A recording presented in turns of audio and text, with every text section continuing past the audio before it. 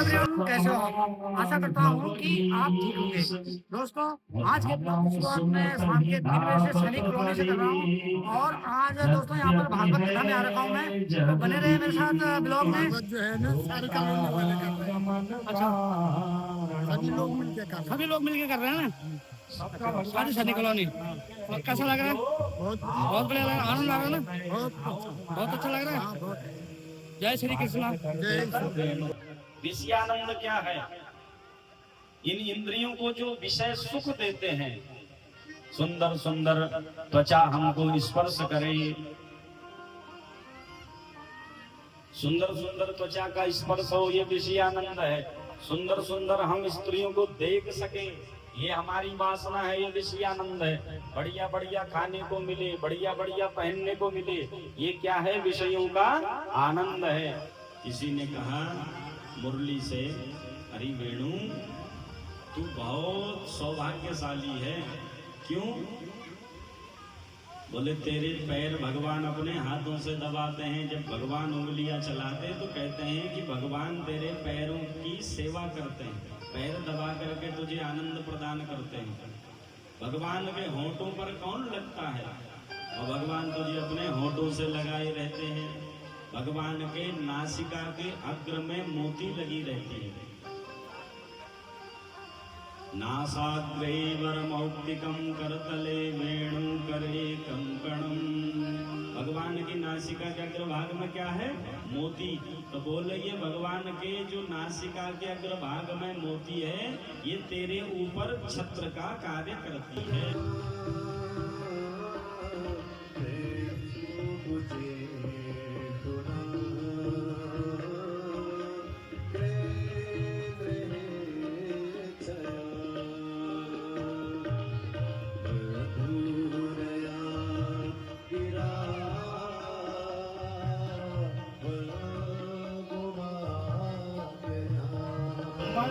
ये पुकारे दिल के सहारे, मन ये पुकारे दिल के सहारे, मन ये पुकारे दिल के सहारे, मन ये पुकारे।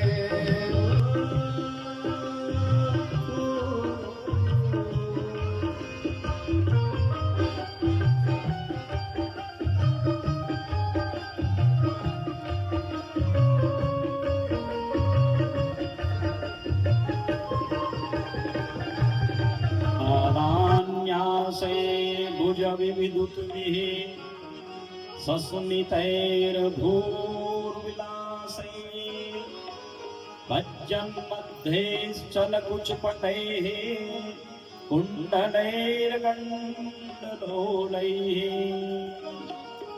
भगवान महाराज में प्रवेश हो गए, तो हम सब भी महाराज का आनंद लें। ओम हर दास रचो है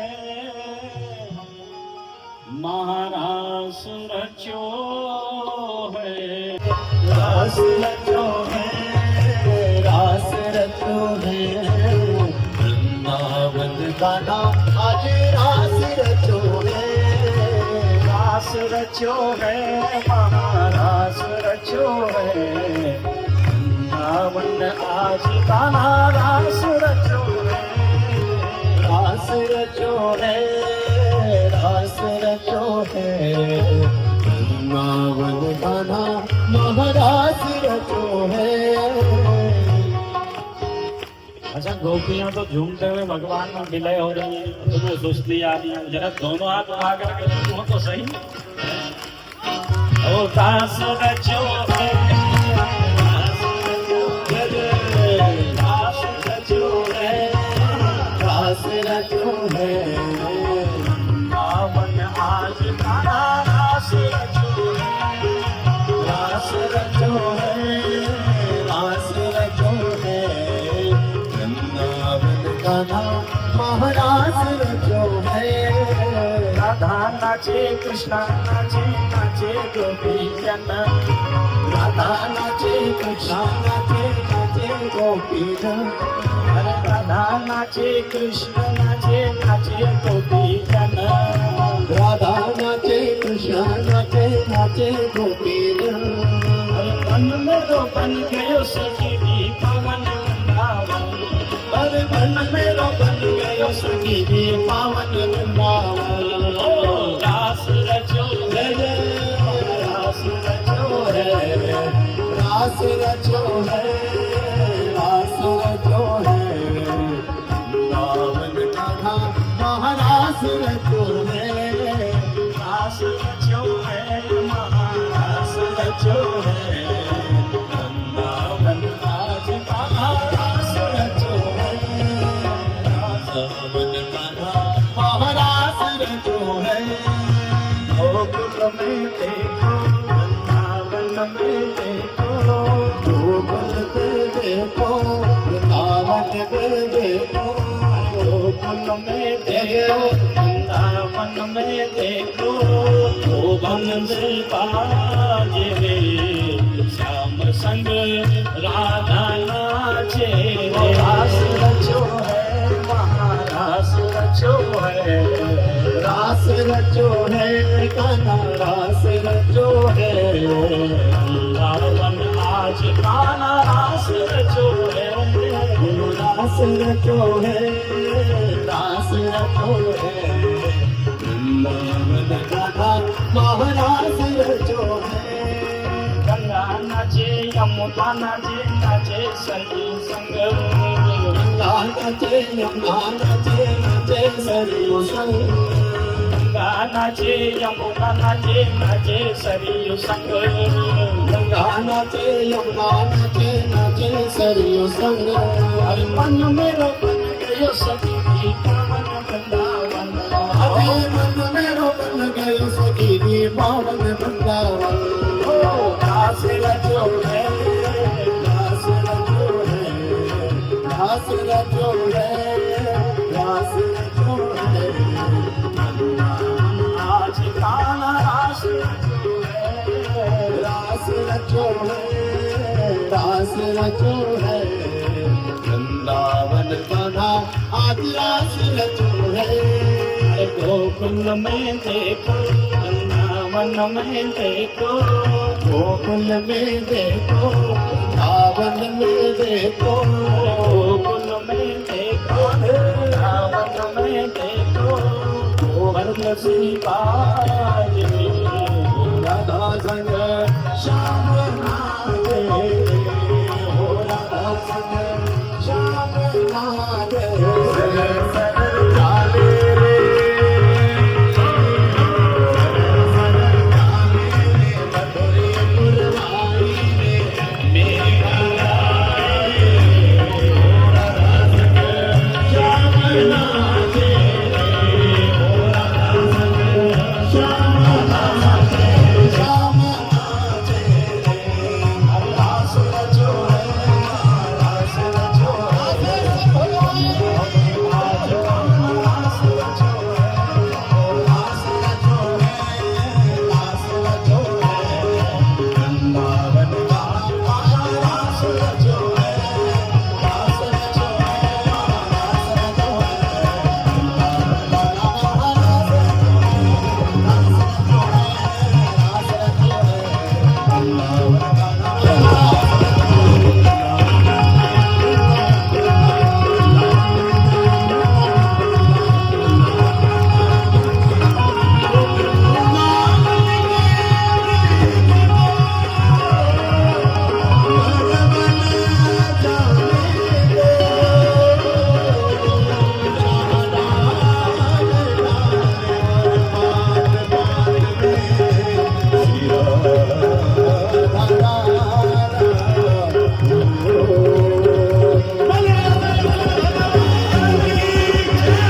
समर्थ कहूँ नहीं दोष गुसाई, जो सामर्थ्यवान होता है उसको किसी भी प्रकार का कोई दोष नहीं लगता है, न अग्नि को दोष लगता है, न सूर्य को दोष लगता है, और न वायु को ही कोई दोष लगता है। यहाँ पर कोई गंदगी पड़ी हो, उधर से वायु आई, उस गंदगी में सम्मिलित हुई, तो उस गंदगी को साथ में लेकर के चली तो थोड़ी देर उसमें से बदबू आई, और उससे आगे निकल गई तो फिर उसका गुण दोष वही त्याग करके निर्मल पावन होकर के आगे बहने लगती है, माने किसी भी गुण रूप को धारण नहीं करती है। अग्नि में आप किसी भी वस्तु को जला दो, वो उसको जला करके क्या करती है, राख बना देती है। चेतन अमल सहज सुख राशि। भगवान क्या है, अंशी, और हम उनके क्या है, छोटे से अंश हैं। और फिर भगवान की नकल कौन कर सकता है, जो 7 वर्ष की आयु में 7 कोस लंबे चौड़े ब्रज को धारण कर सकते हैं। क्या हम उन भगवान की बराबरी कर सकते हैं? भगवान भोलेनाथ ने हलाहल नाम का विषपान कर दिया, तो क्या हम भोले बाबा की बराबरी कर सकते हैं? भगवान कृष्ण जब अग्नि लगी, दावाग्नि हुई, वन में आग लग गई, तो उस अग्नि को भगवान पी गए, तो क्या किसी में ऐसा सामर्थ्य है? नन्हे से छोटे से कन्हैया ने इतनी लंबी चौड़ी विशाल काय पूतना का उद्धार कर दिया, क्या किसी में ऐसा सामर्थ्य है? भगवान सर्वशक्तिमान है, इसलिए उनकी किसी भी लीला पर कोई भी संशय नहीं करना। मथुरा में पहुंचे, मथुरा की नारियों ने भगवान का बहुत सुंदर स्वागत किया। अटारियों पर चढ़ करके सुंदर सुंदर फूल बरसाए, देखो तो कितने सुंदर लगते हैं। मार्ग में कुब्जा मिली, कुब्जा के साथ भगवान खड़े हुए, तो गोप वाले हंसी करने लगे, कहना अरे तेरी जोड़ी बड़ी अच्छी लग रही है। और भगवान जो जिसका सारा समाज उपहास उड़ाता है, मजाक बनाता है, भगवान ने उस त्रिवक्रा से क्या कहा जानते हो? हरिओ गजगामिनी, हरिओ भद्रे, हरिओ मृगनयनी। अपने लिए अच्छी बातों को सुना तो मन में आया, अभी तक सब मेरी मजाक उड़ाते थे, ये गजगामिनी सुबह भद्रे कहने वाला कौन है? और भगवान को जब देखा, एक टक देखती रही, चंदन घिस करके लेपन करने के लिए ले जाती कंस के लिए, तो कहने लगी मेरा मन करता है कि आपको इसका लेपन कर दूं। भगवान को चंदन का राग लगाया, भगवान ने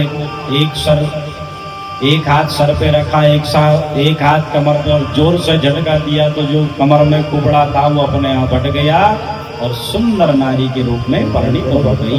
भगवान की भगवान पहुंचे वहां से द्वारिका, द्वारिका में पहुंच करके भगवान का सभी द्वारिका वासियों ने स्वागत किया, और भगवान का नाम क्या पड़ गया? द्वारिकाधीश। बोलो द्वारिकाधीश भगवान की जय। भगवान सुखदेव परीक्षित से कहने लगे कि राजन, भगवान ने राक्षसी विवाह किया, राक्षसी विवाह किया, तो गुरुदेव भगवान को राक्षसी विवाह करने की क्या आवश्यकता पड़ी? तो सुखदेव जी सुनाने लगे कि भगवान भीष्मक सुताम रुक्मणी रुचिराननाम राक्षसेन विधानेन उपयेम इति श्रुतम्। सुखदेव कहते हैं कि राजन, विदर्भ देश के कुंडनपुर के राजा थे भीष्मक, इनके 5 पुत्र थे, रुक्मरथ, रुक्मबाहु, रुक्मकेश और रुक्ममाली, और इन सब में बड़े थे रुक्मी। एक बहन थी, नाम था रुक्मणी। बोलो रुक्मणी मैया की। अब जो भीष्मक थे ये तो चाहते थे कि रुक्मणी जहाँ विवाह करना चाहे वहाँ विवाह कर ले, लेकिन रुक्मी बड़ा दुष्ट था, ये चाहता था कि मेरी बहन शिशुपाल और दंतवक्त्र में से किसी के साथ विवाह कर ले। स्वयंवर रचाया गया और कह दिया कि खबरदार अगर किसी को माला पहनाई, इन दोनों में से किसी एक को ही तुझे माला डालनी है। रुक्मणी मैया ने भगवान के गुणों को सुना तो भगवान को ही अपना पति मान लिया। अब जब विवाह का नंबर आया तो कहा कि इससे तो मैं अपने प्राण ही त्याग दूंगी, पर दूसरे किसी से विवाह नहीं करूंगी।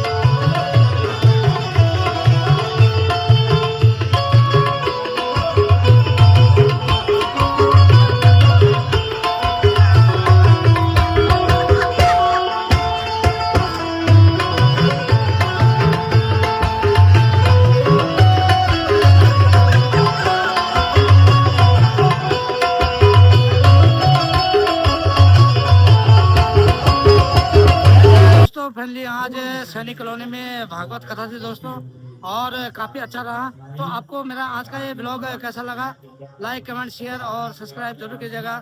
जय श्री कृष्णा।